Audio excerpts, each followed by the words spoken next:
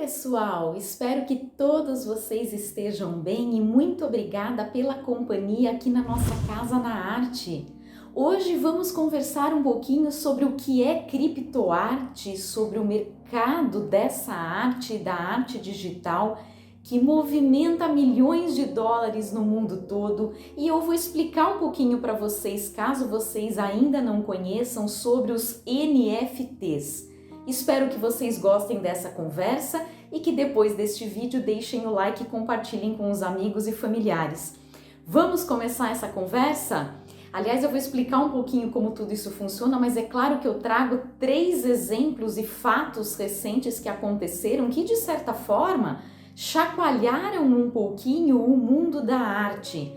Quando a gente trata de arte e tecnologia, vale a pena que a gente pense sobre as transformações pelas quais a nossa vida, o nosso estilo, a sociedade, o mundo, enfim, passam nos últimos anos e que fazem com que muitas vezes as pessoas se dividam em grupos mais resistentes, mais conservadores ou mais transgressores, inovadores, para que fiquem de olho no futuro e saibam o que está acontecendo agora no mundo da arte, pensando em toda a história da arte, o que é arte, qual o valor da arte, como a arte circula, é exibida, é aproveitada pelo público, é contemplada, mas também como ela é comercializada. Então é um pouco este lado do mercado da arte que vai ser o tema da nossa conversa de hoje.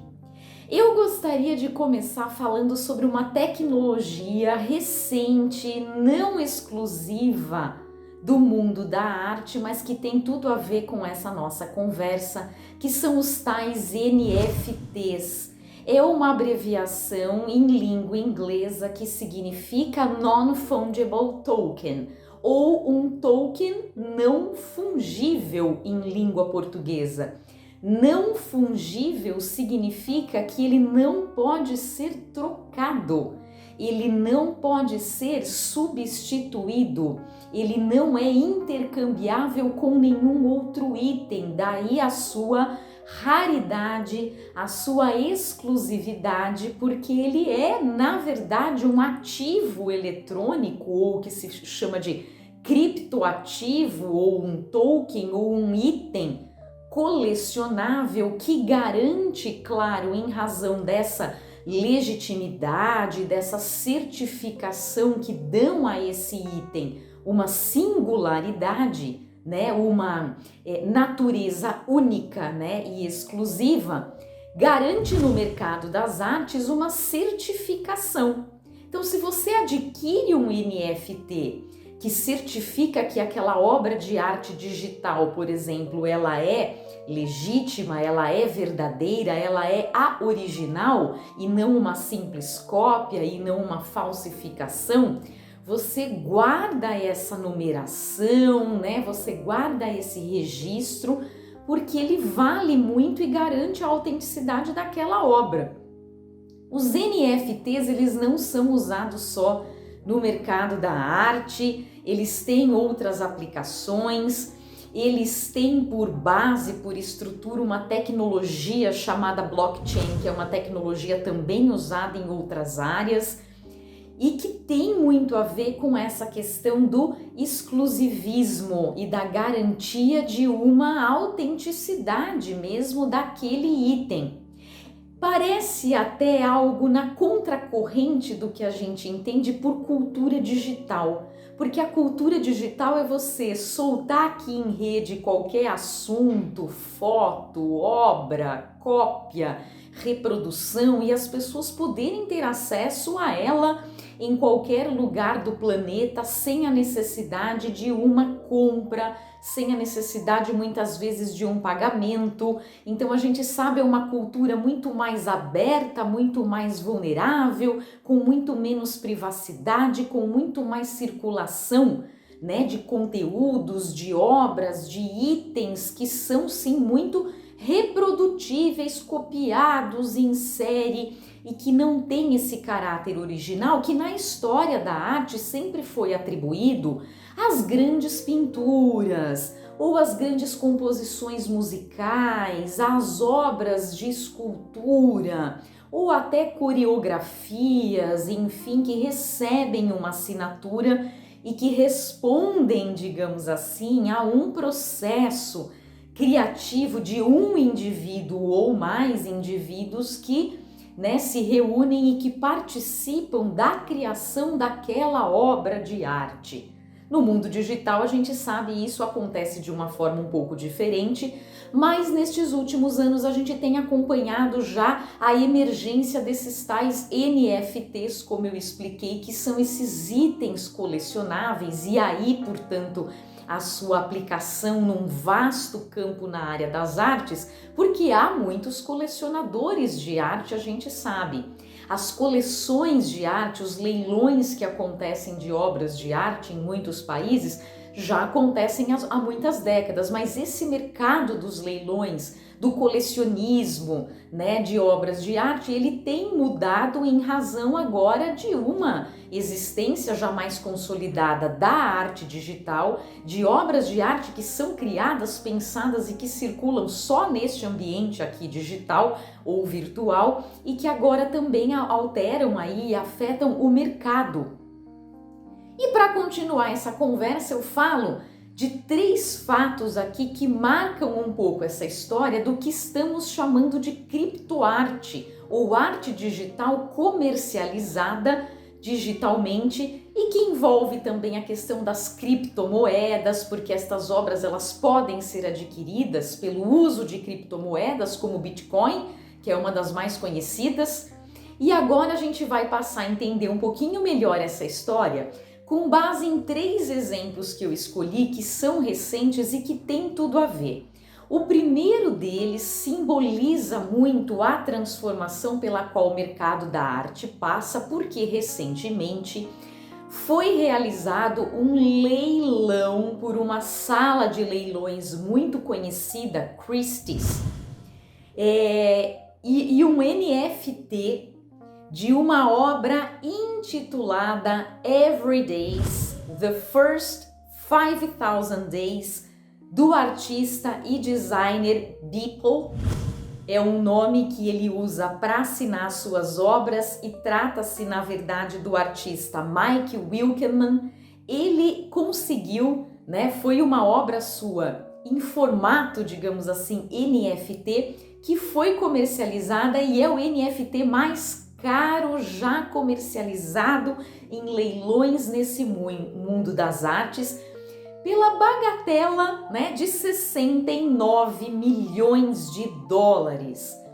Trata-se de uma colagem digital feita por Beeple que reúne fotos e imagens que representam sucessivamente os 5.000 dias que aparecem mencionados aí no título da obra.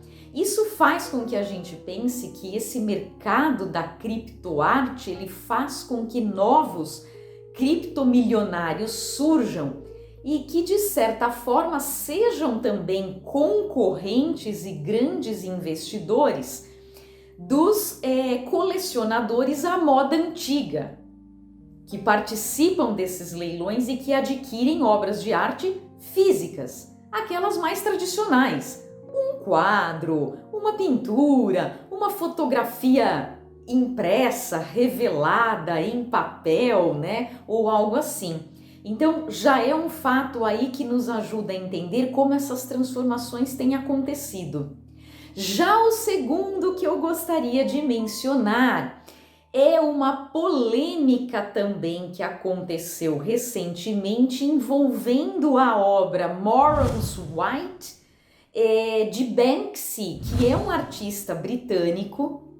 Esta obra foi comprada por um grupo por 95 mil dólares e a obra de arte física foi queimada e filmada, essa queima, esse incêndio foi filmado e transmitido ao vivo pelo Twitter.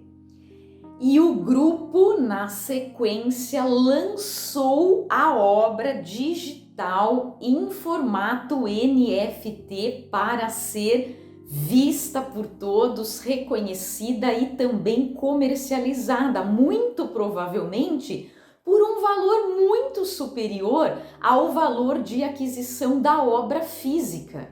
Então eles acabaram com a materialidade da obra que existia realmente como uma gravura, né, feita aí pelo artista Banksy e que se torna então de uma obra de arte real, digamos assim, uma obra de arte totalmente virtual e que pode ser valha muito mais do que a primeira. Vejam só que loucura! E aí eu já parto para a perspectiva do próprio artista. O que os artistas acham disso? Banksy, em particular, ele é conhecido por já ser um tanto polêmico e muitas vezes as pessoas consideram que a própria performance de destruir uma obra de arte também é arte, também faz parte de você promover um acontecimento que seja em si artístico e que tenha a ver com a obra original e que lhe dê até muito mais valor. De tantos artistas que já estão envolvidos na criptoarte, cito aqui um de que gosto em particular porque já gravei um vídeo aqui no canal Casa na Arte a respeito de uma escultura em específico. Tive o privilégio de vê-la ao vivo, juro que não era em formato NFT, até porque à época ainda não existia, não se falava a respeito dessa tecnologia. Fica aí a indicação para que vocês assistam, é a escultura For the Love of God, do artista britânico Damien Hirst. Damien Hirst se pronunciou recentemente a respeito desse mercado da criptoarte e disse que produziu 8 novas gravuras. O conjunto recebe o título The Virtues e essas gravuras serão exclusivamente comercializadas no ambiente digital e Damien Hirst já abre aí a possibilidade de ser remunerado pelo conjunto da obra em criptomoedas, Bitcoin e Ether, que são duas dentre tantas que já existem. Eu particularmente sou leiga no assunto, não entendo, mas acompanho muitas dessas discussões sobre mercado financeiro e sobre as criptomoedas, que são moedas virtuais que parecem menos reais do que as moedas verdadeiras, entre aspas, mas na verdade não são. Estão por aí a todas, circulando bastante.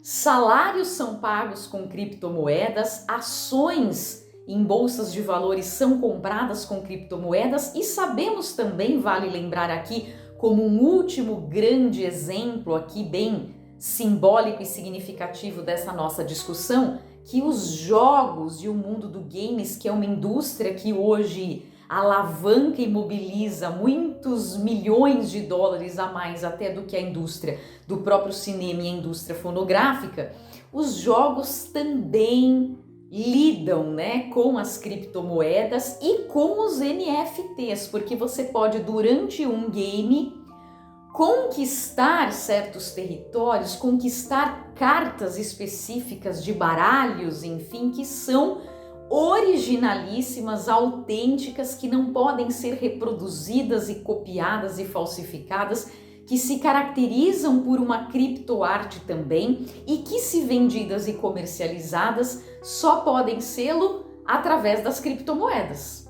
E vocês, têm uma criptomoeda aí ou não? Curtem esse assunto de criptoarte ou não? Têm acompanhado essas transformações e o que pensam a respeito? A criptoarte veio para ficar. A gente tem um vídeo também aqui no canal em que eu falo de arte digital e o título é justamente esse. Cada vez mais artistas têm se dedicado a experimentar também no universo aí da criptoarte. Vocês gostam ou não? Espero que tenham gostado desta nossa conversa e que continuem conosco nos próximos vídeos. Sábado temos uma leitura muito especial, portanto eu os aguardo. Um beijo e até lá!